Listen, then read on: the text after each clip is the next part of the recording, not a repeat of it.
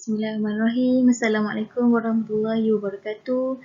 Buat semua anak-anak SRA JEM Singapura 2, terutama sekali buat para pelajar darjah 5. Okey, jadi hari ini untuk PDPR Ulum Syariah, Ustazah Mai akan masuk bahagian ibadah. Sebelum ni kita dah belajar solat jamak dan qasar, solat orang uzur dan solat sunat. Jadi hari ini kita akan masuk topik baru. Topik yang agak menarik tapi anak-anak kena fahamkan betul-betul. Kita akan masuk tajuk yang terbaru, ibadah darjah 5, solat jenazah. Okey, pengertian solat jenazah. Solat jenazah ialah solat yang dilakukan oleh orang Islam yang hidup ke atas jenazah orang Islam yang telah meninggal dunia. Kita tidak boleh membuat solat jenazah terhadap orang yang bukan Islam. Hukum mengerjakan solat jenazah adalah fardu kifayah. Tidak dikatakan wajib kerana andai kata berlakunya kes seperti jenazah ghaib, maksudnya jenazah tidak ditemui, kita tidak diwajibkan untuk solat jenazah ke atas mereka.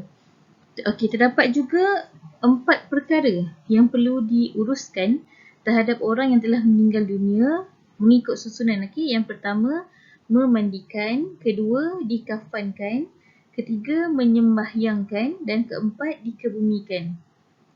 Sebelum kita melakukan solat jenazah, jenazah akan dimandikan dan dikafankan terlebih dahulu. Okey, solat jenazah juga ditunaikan untuk menghormati jenazah dan untuk memohon keampunan daripada Allah untuk jenazah tersebut. Okey, kalau anak-anak tengok, ini adalah 4 perkara dalam pengurusan jenazah. Yang pertama, memandikan jenazah.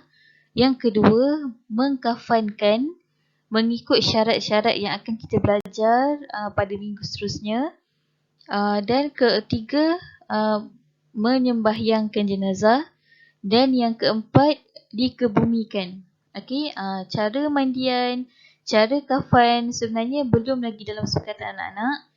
Tapi insya-Allah kita boleh bagi penerangan ringkas pada pelajaran akan datang.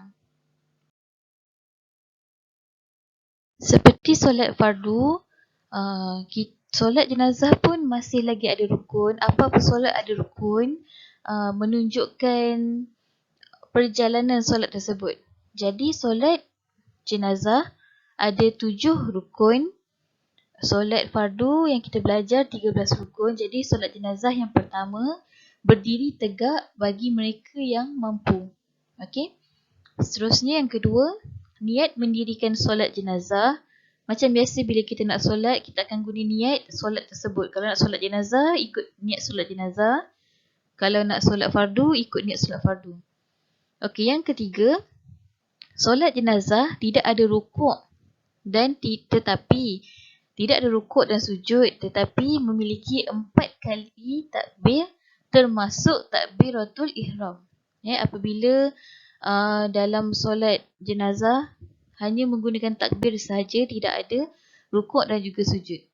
Yang keempat, membaca Al-Fatihah setelah takbir pertama. Yang kelima, membaca selawat ke atas Nabi setelah takbir kedua. Yang keenam, mendoakan jenazah setelah takbir ketiga dan keempat. Okey, doa yang untuk jenazah Ustazah akan terangkan pada pelajaran akan datang. Kita untuk PDPR hari ini kita ambil sampai rukun saja. Okey, rukun yang terakhir, memberi salam dengan memalingkan muka ke kanan dan kemudian ke kiri. Seperti solat biasa juga, cuma dalam keadaan yang masih lagi berdiri, kita bagi salam seperti biasa. Ustazah ucapkan terima kasih kepada semua ibu bapa yang membantu anak-anak hari ini, yang memberi keizinan untuk meminjamkan peranti device untuk melihat PDPR.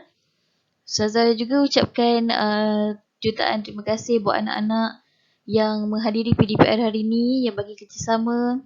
Ustazah ucapkan tahniah, moga berterusan, dan andai kata ada yang tak faham ataupun ada pertanyaan peribadi, boleh terus WhatsApp Ustazah, tak ada masalah.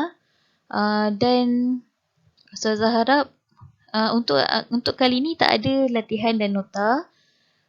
Cuma pada pelajaran akan datang, Ustazah akan buat semakan buku aktiviti secara live menggunakan Google Meet insyaAllah.